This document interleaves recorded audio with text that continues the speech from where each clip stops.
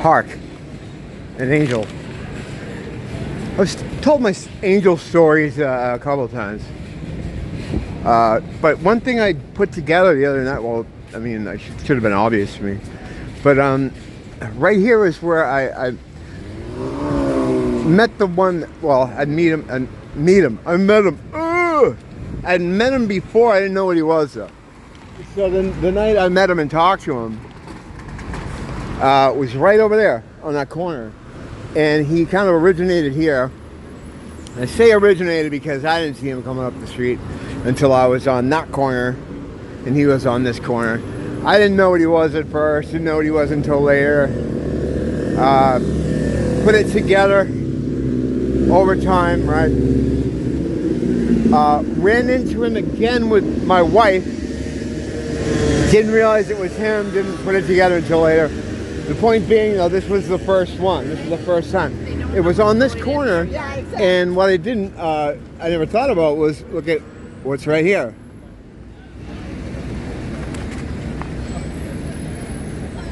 Hermes.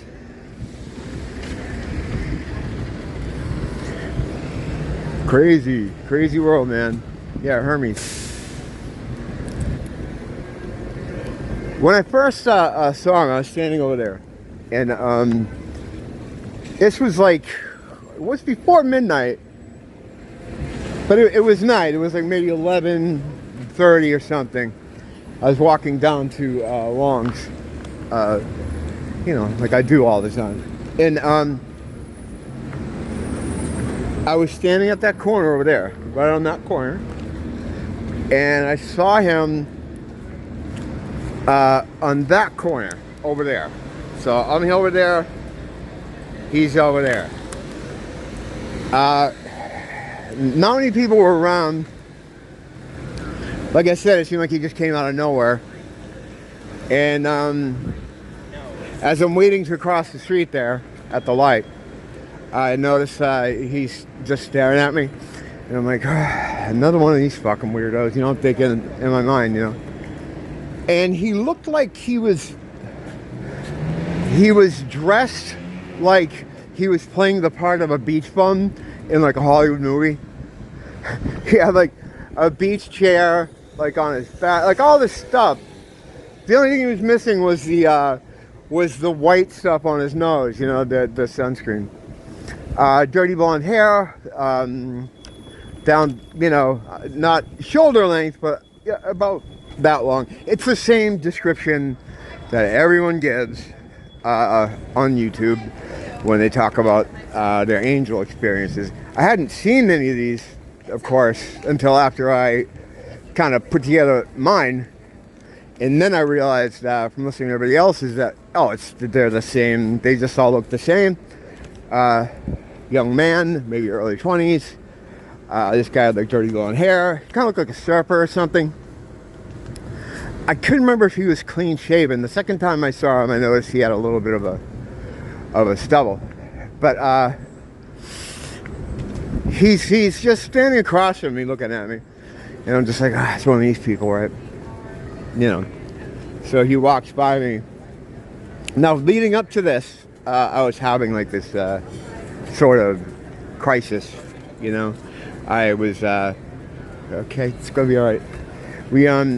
I'd been just getting all this information, like, and having all these sort of realizations about things, whatever, epiphanies about stuff, and it was kind of getting on me, like, why do I know all this shit, you know, like, what am I supposed to be doing with all this stuff?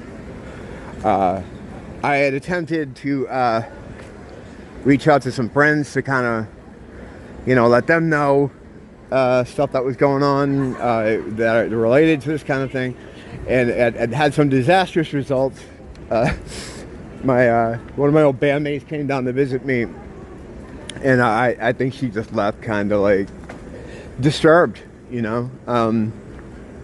I think is the way I would think she probably left. She's nice and it was cool. We don't speak any longer though, so whatever. But the point is, so I was having this crisis, like, why the fuck do I know this shit? Why is this like, what's going on? Why is this happening? And that's when I ran into him. So I'm walking across the street. So I'm looking at him. I know he's staring at me. He's kind of smiling. And I'm like, just another one of these type of guys. So I'm just going to ignore him and keep walking, you know. So I go to cross him in the street. And as he's crossing me, as he's walking by, he's like, hey, you're doing a good job, man. Just keep doing what you're doing. And I'm like, all right. Okay, man, have a good night. So that's weird. So I'm walking. And I'm just about halfway across the street. He's almost at the curb I was at. And he's like, tell Craig I said hi. And then I just stop, you know. Because I'm like, how the fuck does he know Craig? Craig's a good friend of mine, you know. I'd never seen this guy before in my life. So it just kind of stopped me. And this is significant later. I turned around to him and I said, I know you.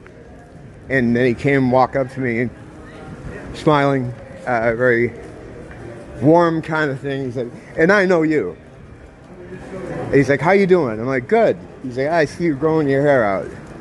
And I'm like, yeah, I don't know. It's and when I started talking to him, this might not be a great way to describe it, but it's like the best I can kind of do. Is when I used to meet like rock stars, if I for whatever reason, you know, guys I was into, or, you know, Alice Cooper or Ozzy or someone. And when I was around them, I'd kind of feel like butterfly, kind of like, you know, like a fucking chick. And it's just because, you know, they're a big deal to you. It was like me, when he came up to me, if I got that feeling, and it felt like he wasn't alone. It was him just by himself, but it's like he had something with him. He had people around him, or like a thing with him. It was the weirdest shit ever. So now I can't really talk. I'm like, yeah, it was just kind of, you know. He's like, yeah, it looks good, man. And I'm like, oh, good. And I was like, yeah, I just, you know, want to grow. He's like, it works for Samson. And I'm like, yeah. And he's like, everything's going to be fine. You're doing the right thing. Just keep doing what you're doing. And I'm like, all right, thanks, man. And off he went. And I was like, what the fuck was that? Why is my pulse fucking racing? Why do I feel like I just fucking, you know? It was weird. It was a really fucking weird experience. I didn't know what to make of it. And I didn't know what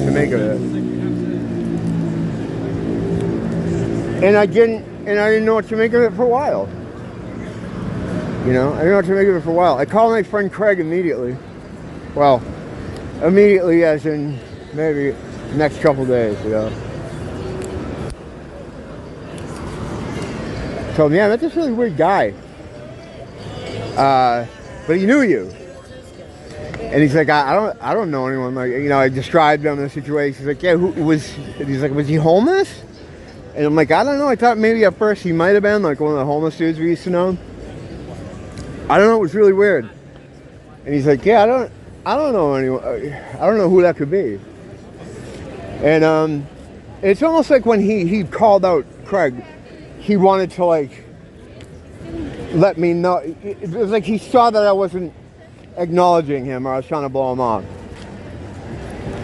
And the reason I think he thought I was, you know, trying to blow him off is because I'd blown him off before. I had blown him off before. I was in the mall, the one I was just walking through, except I was inside, and I was right around that same area where Hermes is. I don't know if that means anything. Maybe that's just the fucking slide from whatever dimension he comes in from, gets out there. So he's walking, so I'm coming through the mall, there's a lot of people around, I'm agitated as always, because I can't stand how people that don't seem to have any, you know, thought about, you know, spacing or anything, they'll just walk on top of you. So I'm freaking out, right? I'm just trying to get to the mall. And he's coming through the crowd on the other side, kind of like the same way we met at that night. And he's like, hey, and I'm like, oh, it's some fucking homeless guy that recognizes me from the beach, wants to get a cigarette, and want to buy some drugs, or some bullshit, you know. So I'm just like, no. Because this was at a time when I was trying to break away from a lot of my friend circles. So I was kind of like blowing people off. And so I'm blowing him off, and he starts going, I know you. And I'm like, not saying anything. I'm just ignoring him. And he's like, no, I know you. Like that. And I didn't say anything to him. I just kept going. And I thought, well, that guy's, you know, he's kind of freak, or, you know, whatever. Maybe he does know me, but I don't have time for him right now. I know who he is. So when I met him up here, right, and after he said, say hi to Craig for me, I just I stopped. And I looked back at him, I said, I know you. And he was like, and I know you.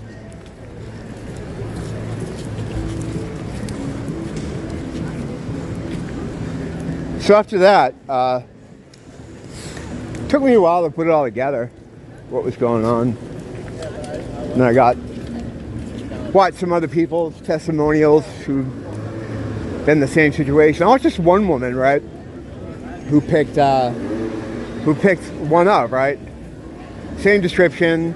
I mean, I don't think it's the same one. I think they just all kind of look the same. You know what I mean? I don't know what it is. Light blonde hair. Because there's even, you know, this whole thing gets way crazier. Well, not way crazier, maybe double crazier. I met him again, but, you know, I'm not going to get into that now. There's only so much schizoness that I can dish out at one time.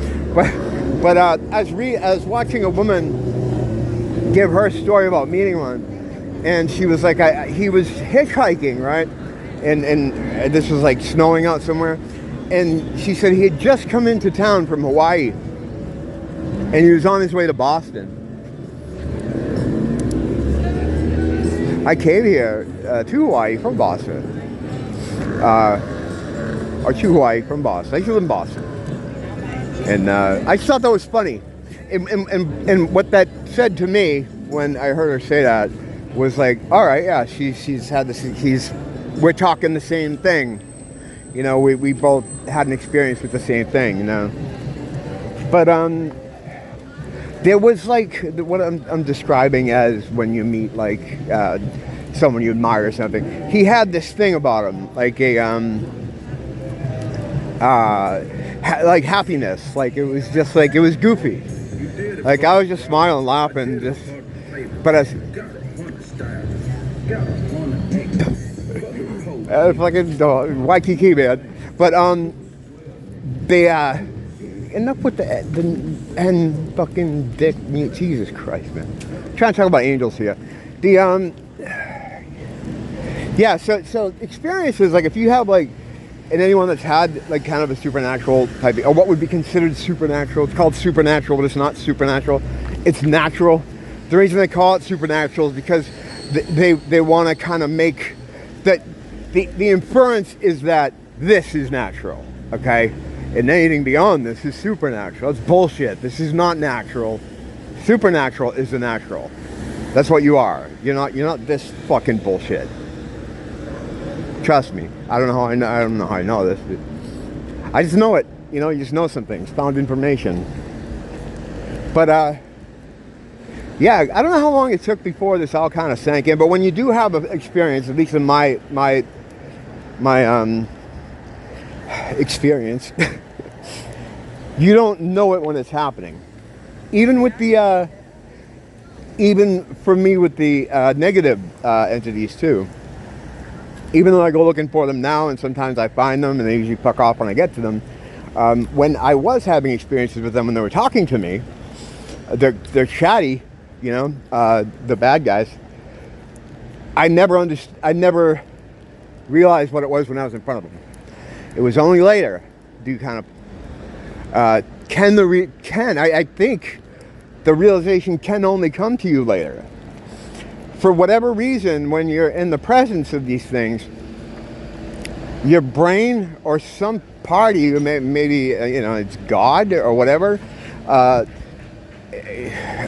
protects you in some way, or keeps you from, because they're on this fucking frequency that you're not used to interacting with. I think that's what it comes down to, really.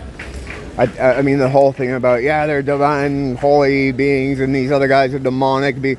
They exist. They're coming from a frequency that we don't interact with on a regular basis. So when we mix with it, it can, you know, do certain things to us. In the case of the angelic beings, it's like, it's this weird kind of heady, kind of happy, euphoric feeling. Like I walked away from there like I had just fucking, you know, I don't know. I can't even think of someone who I could say, you know, when I was younger, I was impressed by like musicians. At one point I would have said, wow, it was like, you know, meeting Paul Stanley or something, fucking Paul Stanley, whatever, you know what I mean? Like you're meeting someone that is, that you're a fan of or idolize or something. It's like that kind of feeling. I don't feel that way about people like that anymore. I haven't for a very long time. You know, that I don't feel that way. I don't get in awe of really anybody like that, like I used to when I was younger. But that's the closest thing I can describe it to being like. And when I used to meet a lot of people like that, whether, you know, was backstage at a show or was at some gig or however I met them through a music thing, it was like you high afterwards. Like there's this high, like, oh wow, it's not gonna, you know, you just kind of, you feel high. That's how it was with this dude. You don't get that way with demonic entities. Quite the opposite. There's like this gross feeling, or at least that's what would happen with me. Disgusted feeling. And when I was meeting a lot of them at the time, I thought they were just like your regular street mutants, regular bad homeless people. And so I felt like, oh, it's yeah, just this gross feeling. But with the angel, it was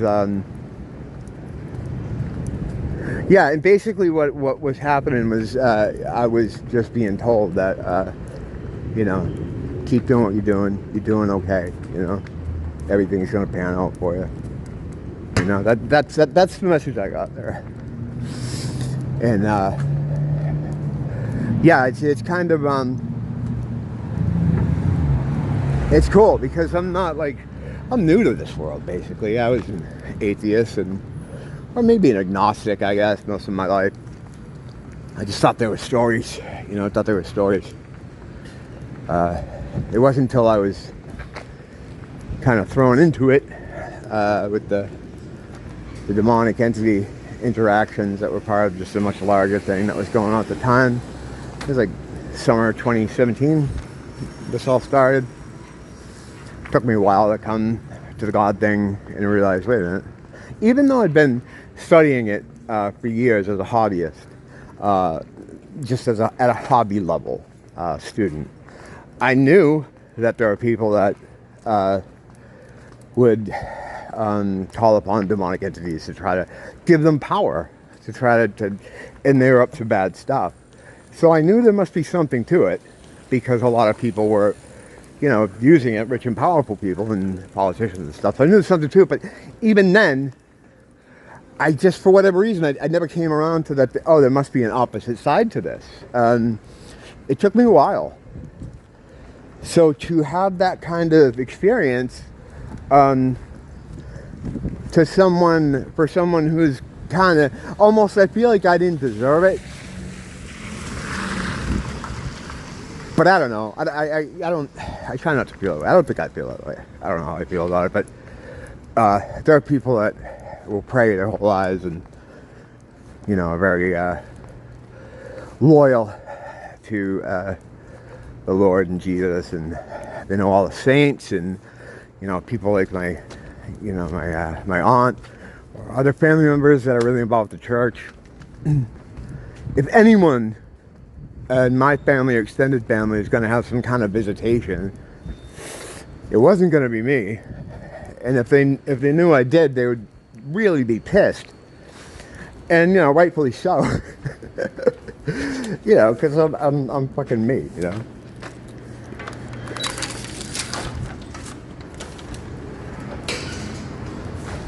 yeah, it's life-changing shit, man. But it changes in a cumulative way. Like, it's not something like, I don't know, like fucking, I don't know what it is. It slowly changes your life. It begins to inform different parts of your world that it's like a seed or something is planted there. I'm just really grateful. I'm really grateful I had that experience. But that was just the first one. Oh yeah. Don't blame the teacher. Blame the school.